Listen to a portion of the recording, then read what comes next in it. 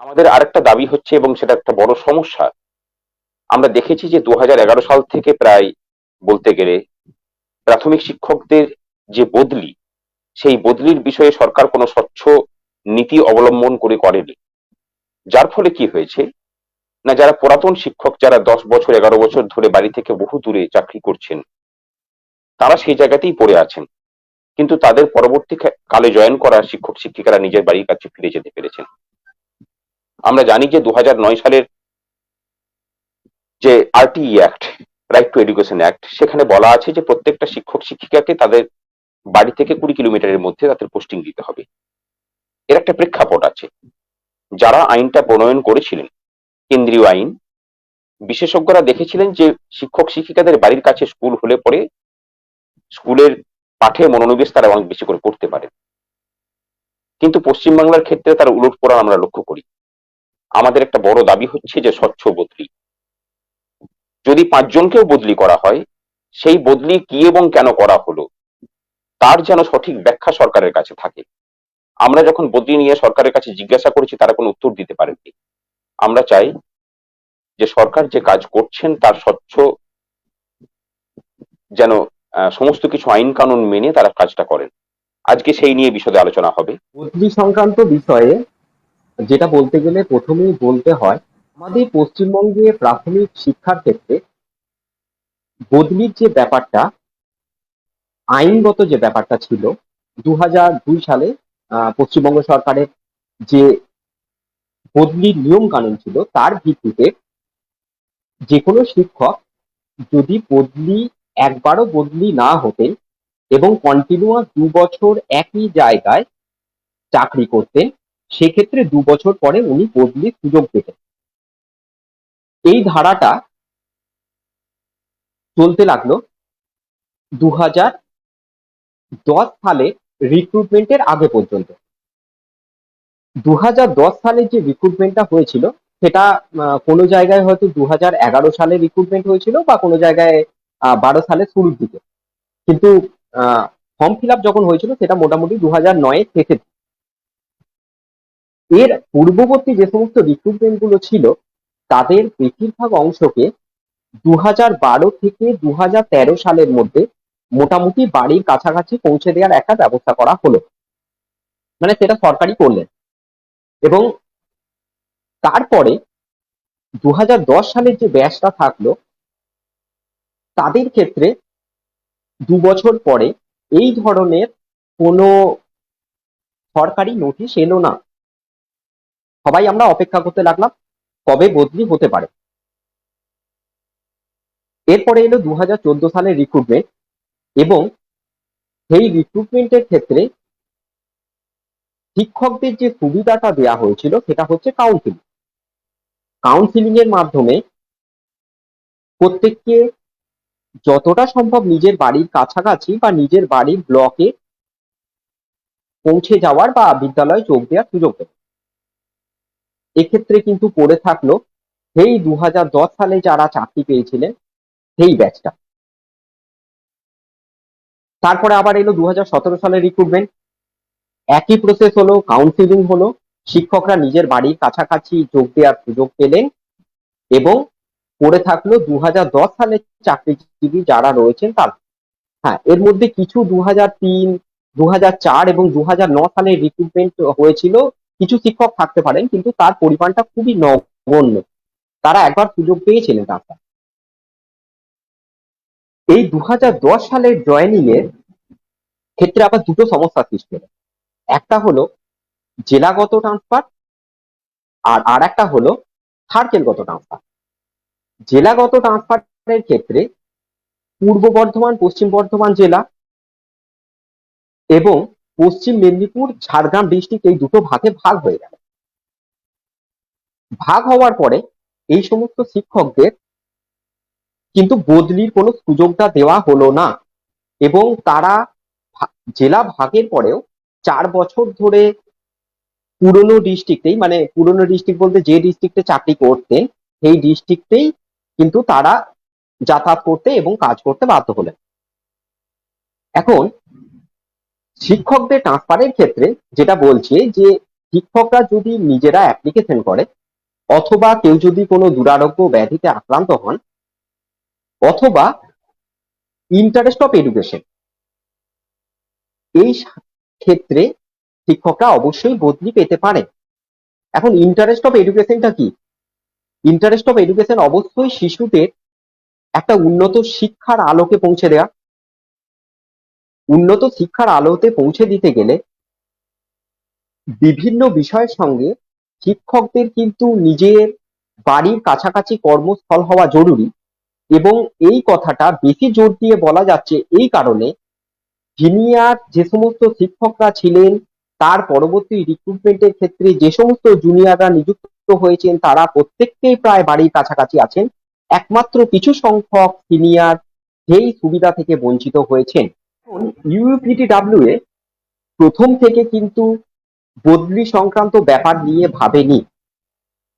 বদলি সংক্রান্ত ব্যাপারের ভাবনা চিন্তাটা ইউপিটিডব্লিউ এর অনেকটা পরে এলো।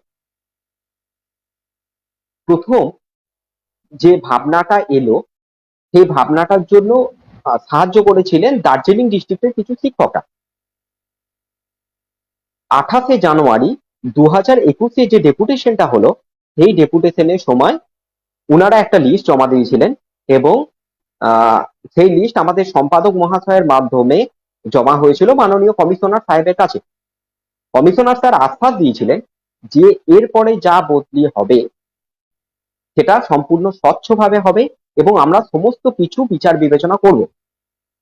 তো উনি উনার কথা রেখেছিলেন, এবং 15 থেকে 20 দিনের মধ্যেই যাদের নাম জমা দেওয়া হয়েছিল প্রত্যেকেরই কিন্তু ট্রান্সফার করে দিয়েছিলেন, এবং তারা যে যে স্কুলে চেয়েছিলেন সেই জায়গাতেই হয়েছিল, এবং সেম লিস্ট অনুসারেই হয়েছিল।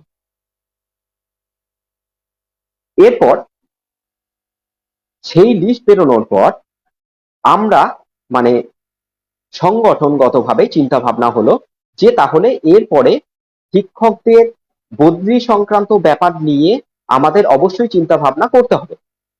এই জন্য উক্তির পক্ষ থেকে প্রত্যেকটা জেলা ভিত্তিক তথ্য সংগ্রহ করার একটা প্রচেষ্টা করা হলো। এখন এই তথ্য সংগ্রহ করতে গিয়ে আমরা যেটা দেখলাম যে 2010 সালে বিভিন্ন জেলাতে যারা জয়েন করেছেন সেই রকম জেলা বদলি যারা চাইছেন সেরকম শিক্ষকের সংখ্যা আমাদের কাছে যা তথ্য আছে অ্যাপ্রক্সিমেটলি 200 জন। 2014 এবং 2017 সালে কাউন্সিলিং এর মাধ্যমে যোগদান করেও যারা অন্য ডিস্ট্রিক্টে আছেন সেই সংখ্যা খুব বেশি হলে 100 জন, তাহলে সংখ্যাটা দাঁড়াচ্ছে 300 জন। এবং কমিশনার স্যারের সঙ্গে কথা বলার সময় আমরা যে তথ্য পেয়েছিলাম সেটা মোটামুটি জেলা বদলি দরকার প্রায় 550 জনের মতো, এবং এই 550 জনের মতো যে বদলি দরকার সেই ক্ষেত্রে কিন্তু ওই যে যে জেলা মেনলি এফেক্টেড সেটা হলো পূর্ব এবং পশ্চিম বর্ধমান। পূর্ব বর্ধমান থেকে বেশি পশ্চিম বর্ধমানে যাওয়ার হারটা বেশি থাকবে।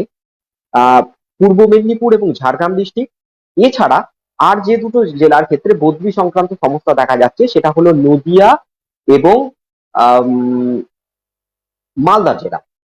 বাকি জেলাগুলোর ক্ষেত্রে এই সমস্যার পরিমাণটা কম। এই এই 5টা জেলা বদলির ক্ষেত্রে প্রায় 50% সমস্যা দখল করে রেখেছে, এবং সার্কেলগত যে বদলিটা রয়েছে এই দিকটায় কিন্তু কোনো সময় সরকারি স্তরেও নজর দেওয়া হয়নি। ইলেকশনের আগে দেখা গেল বদলি হলো শিক্ষকদের, এবং একটা হিউজ অ্যামাউন্টের বদলি হয়েছিল।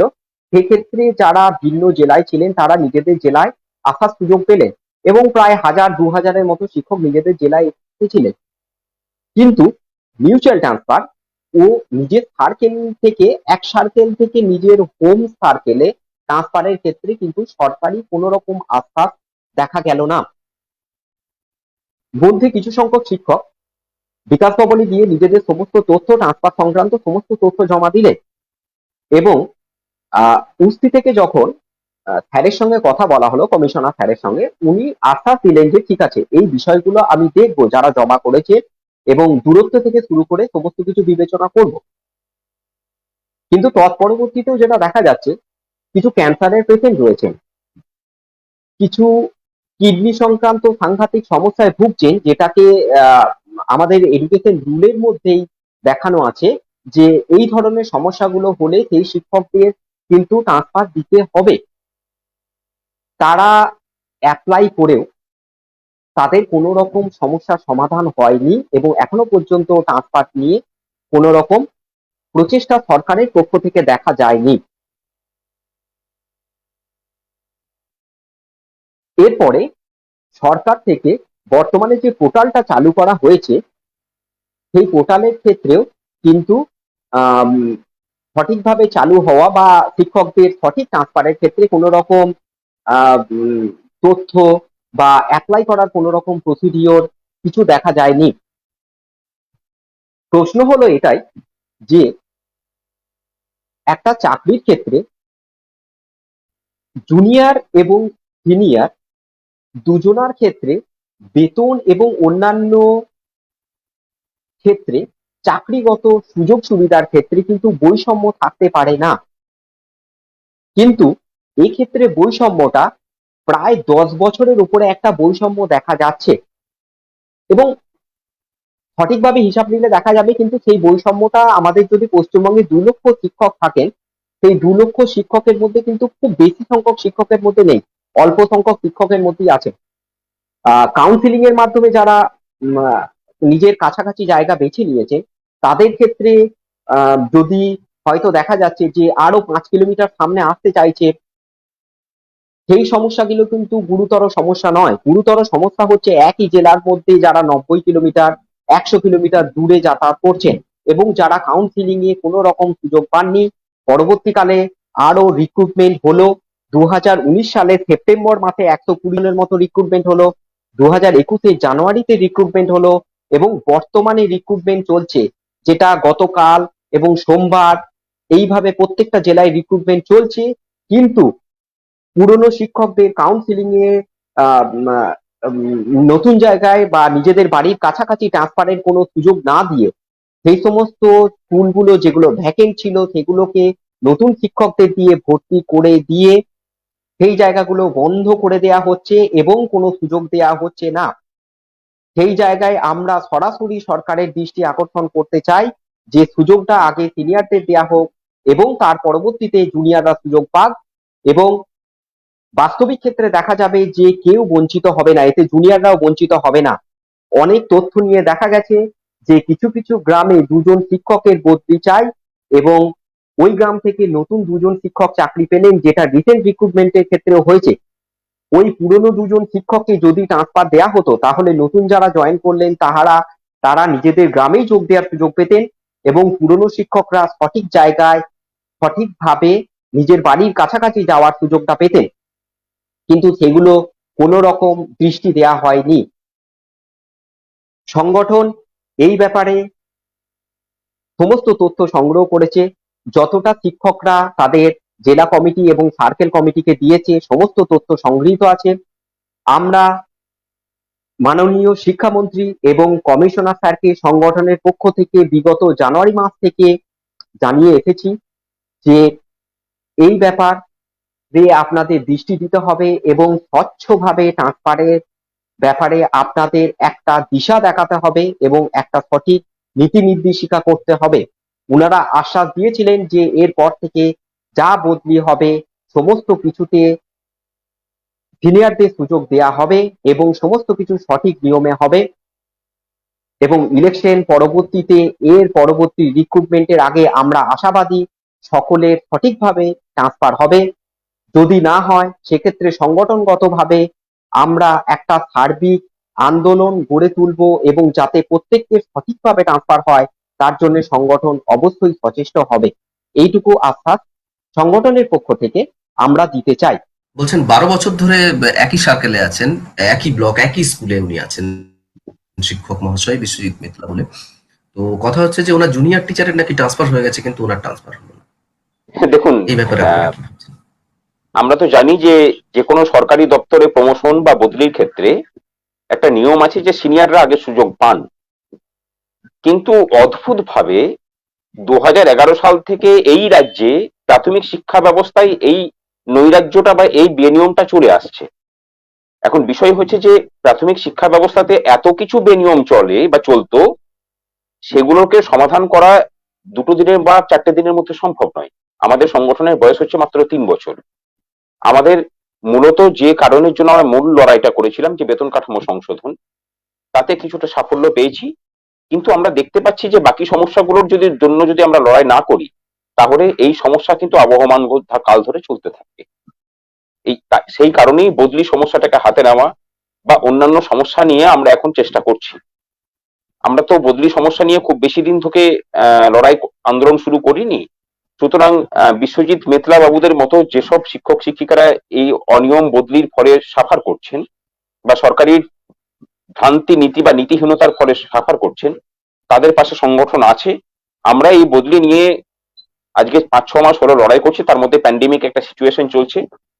ভরসা রাখুন, আপনারা যারা এতদিন ধরে বাইরে পড়ে আছেন তাদেরকে মানে ন্যায্য বদলি পাইয়ে দেওয়াটা আমাদের সংগঠনের একটা মূল লক্ষ্য, এবং সেটা না হওয়া পর্যন্ত আমরা কিন্তু লড়াই আন্দোলন চালিয়ে যাব। আপনারা ভরসা রাখুন, আমাদের সাথে থাকুন। আমরা ভরসা দিচ্ছি তার জন্য তীব্র থেকে তীব্রতর আন্দোলন হবে যদি সরকার আলোচনার মাধ্যমে এই সমস্যার সমাধান না করে। তবে আমরা আশা রাখছি যে শিক্ষা দপ্তর আইনগত ভাবেই এবং সহানুভূতির সাথে এই বিষয়গুলোকে দেখবেন, আমাদেরকে আন্দোলনে যেতে বাধ্য করবেন না। তবু আপনার কাছে একটা প্রশ্ন নিয়ে চলে যাই। যে প্রশ্নটা হচ্ছে যে ভোটের আগে বিকাশ ভবনে যে ট্রান্সফার ফর্ম জমা করেছিলেন সেগুলোর কি খবর? কয়েক হাজার শিক্ষক শিক্ষিকা ভোটের আগে এবং তার আগে বিভিন্ন সময়ে বিকাশ ভবনে বদলি চেয়ে পরে আবেদন করে ফর্ম জমা করেছিলেন। তাদের সকলের উদ্দেশ্যে আমরা জানাই যে আমাদের সাথে মাঝখানে শিক্ষা দপ্তরের কথা হয়, কাদের সাথে কথা হয়েছিল আমরা বলছি না।